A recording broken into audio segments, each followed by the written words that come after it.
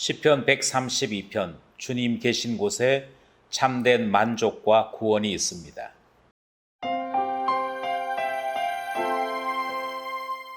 시편 132편 성전에 올라가는 노래. 여호와여, 다윗을 위하여 그의 모든 겸손을 기억하소서.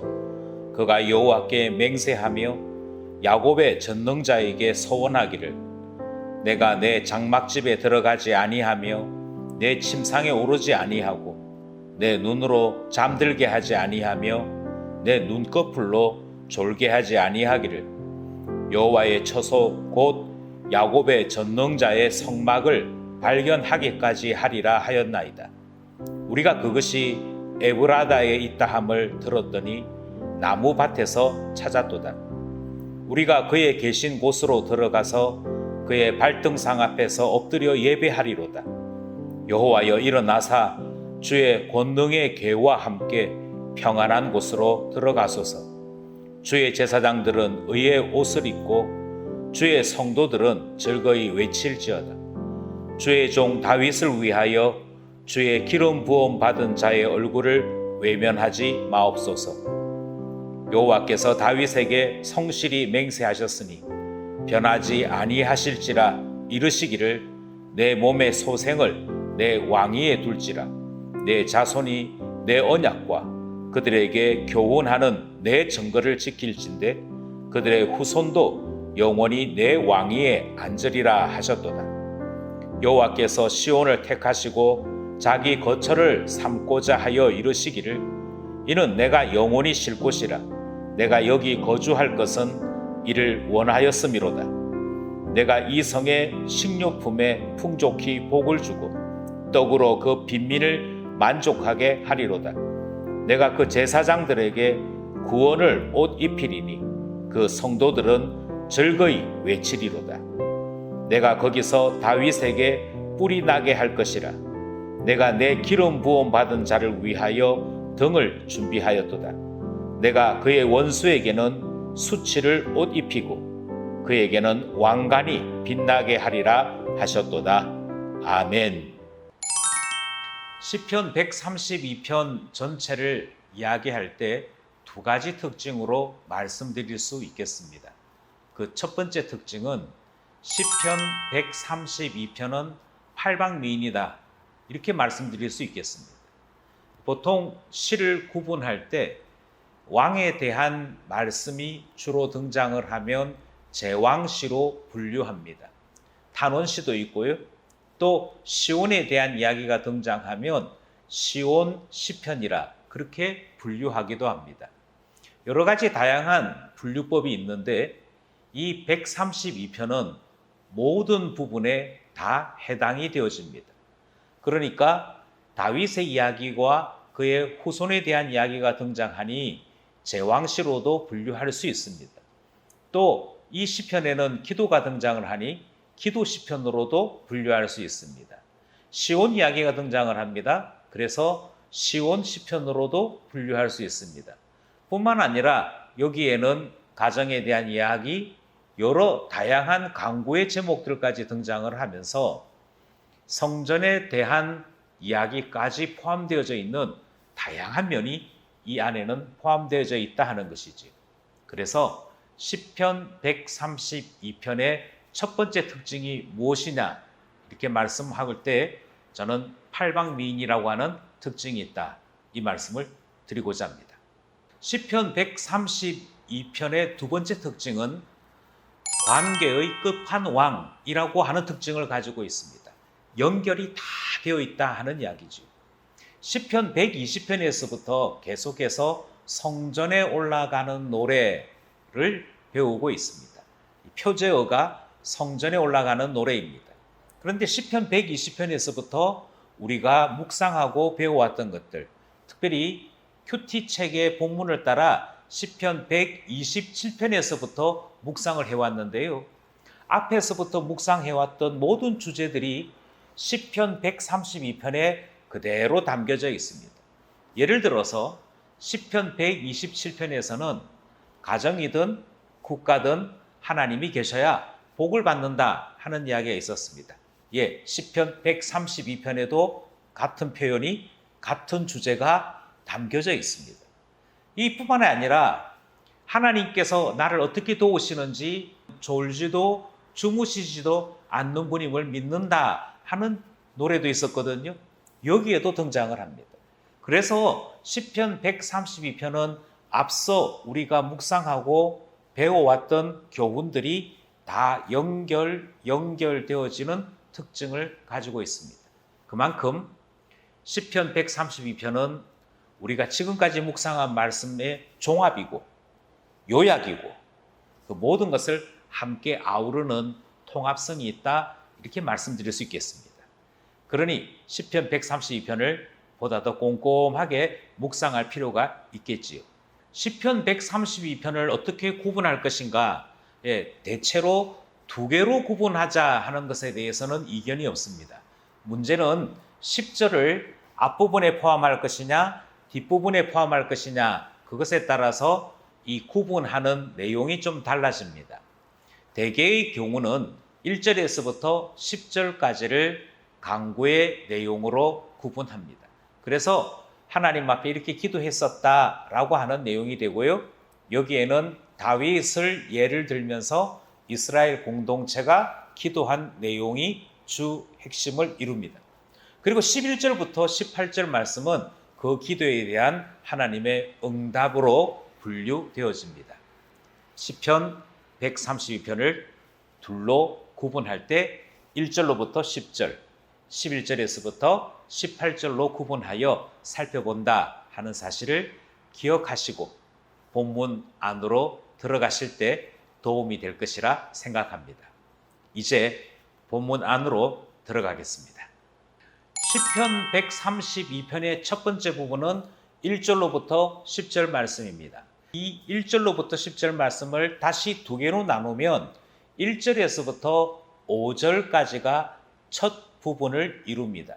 이 첫 부분에서는 하나님 다윗을 기억해 주십시오 라고 하는 간구를 하나님 앞에 드리게 됩니다. 다윗을 기억해 주십시오 또는 다윗을 위하여 기억해 주십시오 같은 표현이고요. 내용은 똑같습니다. 하나님 다윗 생각하셔야지요, 이런 의미이지요. 다윗을 생각하셔야지요 라고 하는 이 내용은 1절, 2절에 말하고자 하는 핵심이 요약되어 있습니다. 1절, 2절 말씀을 한번 기억해 보십시오. 1절, 2절은 다윗이 하나님을 위하여 자기 자신의 몸을 스스로 낮추었다라고 하는 표현이 등장합니다. 다윗을 기억해달라고 이야기할 때 다윗의 바로 이 모습, 하나님을 위하여 스스로 몸을 낮추었다 하는 점을 하나님 기억해 주십시오 요청하는 것이지요. 몸을 낮추었다라고 하는 말은 하나님을 위하여 수고를 많이 했습니다. 그러니 하나님이 기억해 주셔야지요, 이런 의미를 가지고 있습니다. 그런데 또 하나의 표현은 스스로 몸을 낮추었다라고 하는 말이 수고와 봉사뿐 아니라 하나님을 사랑했다, 하나님을 의지했다라고 하는 표현도 되어집니다. 이 본문에서는 시편 132편에서는 이 두 가지 의미가 동시에 나타나고 있는 것을 봅니다. 다윗이 하나님을 얼마만큼 사랑했는지, 하나님을 위하여 어떤 수고를 마다하지 않았는지 3절로부터 5절이 다시 세부적으로 설명하고 있습니다. 3절, 4절에서 다윗은 하나님을 위하여 수고하는 것을 세 가지로 소개하고 있습니다. 첫 번째는 장막에 들어가지 않겠다라고 소개합니다. 장막에 들어가지 않겠다는 말은 집에 가지 않겠다는 것입니다. 두 번째로 이야기하기를 침대에 눕지 않겠습니다, 그렇게 얘기합니다. 침대에 눕지 않는다는 말은 편히 쉬거나 안일함에 빠지지 않겠다라고 하는 표현이지요. 그리고 맨 마지막에 잠자지 않겠다라고 이야기합니다. 잠을 잔다는 것은 모든 것에 대하여 무방비 상태로 다 내려놓는 것을 의미합니다. 그렇게 하지 않겠다는 것입니다. 이와 같이 집에 가지 않겠습니다. 침대에 눕지 않겠습니다. 눈 감지 않겠습니다. 잠자지 않겠습니다. 이렇게 이야기하는 것은 5절에 한 가지 전제를 위해서 이런 수고를 하고 있음을 보게 되어집니다. 5절이 말하고자 하는 바는 이것이지요. 왜 집에 가지 않느냐면, 왜 침대에 눕지 않느냐면, 왜 잠자지 않겠다고 말하느냐면, 하나님께서 집이 없어서 집에 들어가지 못하시니 제가 어찌 집에 들어가겠습니까? 하나님께서 쉬지 못하시는데 어찌 제가 쉴 수 있겠습니까? 라고 표현하는 말씀이 등장합니다. 그러니 다윗이 얼마큼 하나님을 사랑했고 하나님을 위하여 수고하는 것을 얼마만큼 마다하지 않았는지를 1절로부터 5절이 설명하는 것입니다. 우리는 여기에서 한 가지 사실을 분명히 알 수 있습니다. 다윗은 전적으로 하나님만 바라보는 그런 왕이었다 하는 사실을 알 수 있는 것이죠. 그리고 왜 5절에서 하나님이 쉬지 못한다, 하나님은 집이 없다 그렇게 얘기한 것일까요? 그것은 법궤가 아무 곳에서나 방치되었기 때문입니다. 법궤를 모시는, 다르게 얘기해서 하나님을 위한 집이 없다라고 하는 것을 다윗은 가슴 아파한 것입니다. 그 사실을 두고 하나님이 쉬지 못하십니다. 하나님께서 편히 쉬지 못하시는데 하나님이 집이 없는데 어찌 제가 집에 들어갈 수 있겠습니까? 이렇게 마음을 다해 하나님 사랑을 표시하는 것이었고, 그것을 이스라엘 공동체는 하나님 앞에 그와 같은 다윗을 하나님 기억하고 계시지요? 그렇게 기도로 호소하는 것입니다. 이것이 1절로부터 5절까지의 말씀입니다. 1절로부터 10절의 두 번째 부분인 6절로부터 10절 말씀을 살펴보고자 합니다. 6절, 7절 말씀 중에는 에브라다라고 하는 지명이 등장합니다. 그리고 야알이라고 하는 지명도 등장하는데요. 이것을 우리 성경은 나무 밭이라고 그 뜻으로 번역을 바꾸었습니다. 그러나 실제로는 지명을 이야기합니다. 원래 법궤는 어디에 있었냐면 기랏 여아림이라고 하는 곳에 있었습니다. 그 기랏 여아림이라고 하는 곳에서 예루살렘으로 옮겨진 것이지요. 그 긴 과정을 이야기하는 것입니다. 그리고 하나님의 법궤가 옮겨진 것이 다윗 때였고, 그 법궤의 집을 구하여 성전이 건축된 것이 솔로몬 때였습니다. 비록 다윗이 하나님의 집을 짓지는 못했지만 법궤를 예루살렘으로 옮기면서 얼마만큼 하나님 모시려고 했던지 그 사실을 그대로 기록하고 있는 것이죠. 그리고 다시 이렇게 얘기하는 것입니다. 하나님, 다윗이 하나님을 얼마나 사랑했는지 아시지요? 하나님 얼마나 모시려고 했는지 아시지요? 거기에 있던 법궤를 이곳으로 옮기며 하나님을 그만큼 사랑했던 것 아시지 않습니까? 그렇게 기록하고 기도하는 것입니다. 8절로부터 10절 말씀은 구약 역대하 6장 41절, 42절 말씀과 연결이 되어져 있습니다. 성전을 드렸던 솔로몬이 하나님 앞에 성전을 봉헌하면서 기도하게 됩니다. 그 기도했을 때의 본문과 여기에 시편에서의 기도가 같은 형태로 등장을 합니다. 8절로부터 10절 사이에 세 가지 간구가 드려집니다. 첫 번째는 하나님, 이 집에 하나님 법궤가 있고 하나님을 위하여 지은 이 집에 하나님 거해 주십시오. 그래서 이제는 우리와 같이 사십시다 라고 하는 하나님의 임재를 바라는 기도가 드려집니다. 두 번째 기도는요, 제사장의 의의 옷을 새롭게 해달라, 입혀달라, 그 옷을 드러내달라 노래하는 내용이 등장합니다. 이것은 제사장의 봉사를 통하여 구원이 선포되고 죄인에서 의로운 하나님 나라 백성으로 바뀌어지는 모든 속량을 다 포함하는 내용인 것입니다. 따라서 이것은 참된 성전의 가치를 노래하는 것과 같은 의미를 담고 있지요. 마지막 세 번째는 하나님께서 다윗의 가문을 붙잡아 달라, 다윗의 후손, 기름 부음 받은 자들을 붙잡아 달라 하는 다윗 왕조에 대한 기도로 간구를 드리고 있습니다. 이것이 8절로부터 10절 사이에 드려지는 세 가지 간구의 내용입니다. 이제 시편 132편의 후반부를 살펴보겠습니다. 11절로부터 18절은 앞에 드려졌던 기도의 응답 말씀이 되어집니다. 11절, 12절 말씀은 1절, 2절 말씀의 응답으로 비교로 등장을 합니다. 다윗이 서원했습니다. 다윗이 서약했습니다. 이렇게 출발했다면 11절, 12절은 여호와께서 다윗에게 맹세하셨습니다. 약속하셨습니다. 이 말씀으로 출발을 합니다. 그래서 하나님께서 약속하시는 것으로 등장을 하는 것이지요. 하나님의 약속은 이것입니다. 하나님께서 맹세하여 약속하시기를 다윗의 후손을 세우겠다, 붙잡으시겠다 말씀하시는 내용이 등장합니다. 그러니 하나님께서 다윗의 수고, 다윗의 사랑을 아신다라고 하는 응답을 가르쳐 주시는 것이지요. 11절 말씀에서 내 태의 후손 중에 사람을 세워서 왕위를 이어가시겠다라고 말씀하십니다. 잘 알고 있다시피 다윗의 후손으로 왕이 된 사람은 솔로몬이고 그 솔로몬은 성전 짓지요. 그런데 그뿐 아니라 12절 말씀을 보면 솔로몬을 포함하여 후손들이 계속해서 왕위를 이어갈 것을 분명히 약속하십니다. 우리는 다윗의 후손으로 오시는 예수님까지 우리 하나님이 약속하시는 모습을 보게 되는 것입니다. 예수 그리스도의 직분이 그리스도입니다. 기름 부음 받은 자이지요.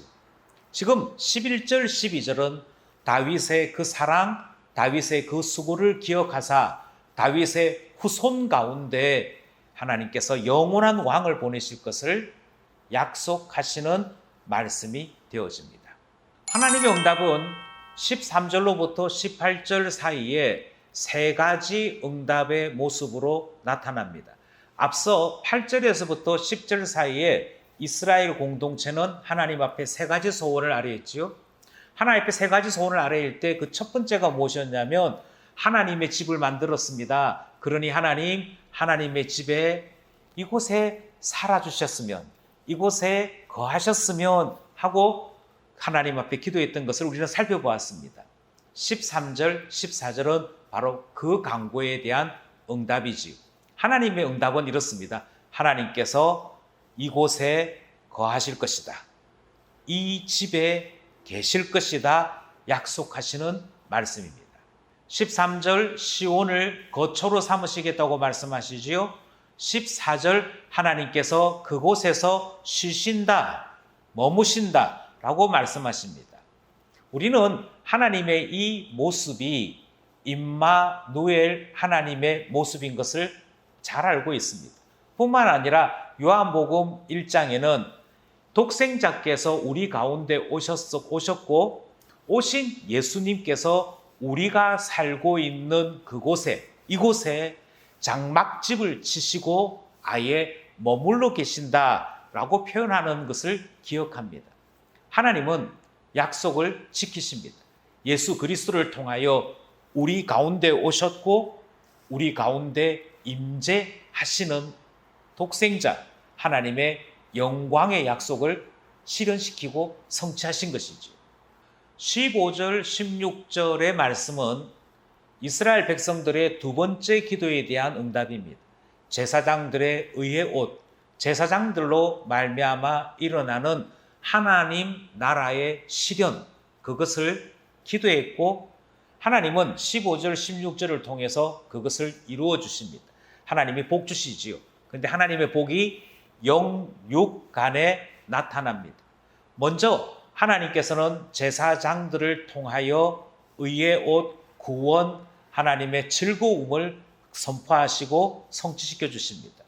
뿐만 아니라 하나님께서 그 시온에 하나님 나라 안에 음식을 주시고 잔치의 즐거움을 베푸시는데 어떤 가난한 자도 없도록 하시겠다 말씀하시는 이 놀라운 약속을 듣게 되는 것입니다.